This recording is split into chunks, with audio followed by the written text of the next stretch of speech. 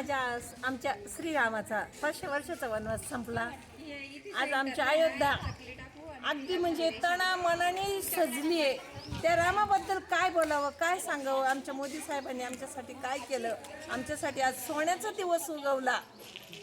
आज अक्षरशः शब्द सुद्धा अपुरे पडतंय का काय बोलावं, त्या रामाबद्दल काय सांगावं. खरंच पण आज आम्ही इतके आनंदित झालेलो आहे का आज आमचे रामलल्ला आमच्या तिथं अगदी तना मनात धनात कणात भरले.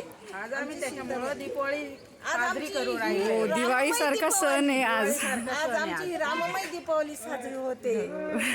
आणि असंच आनंदी आनंद हो सगळ्यांच्या मनात. जय श्रीराम.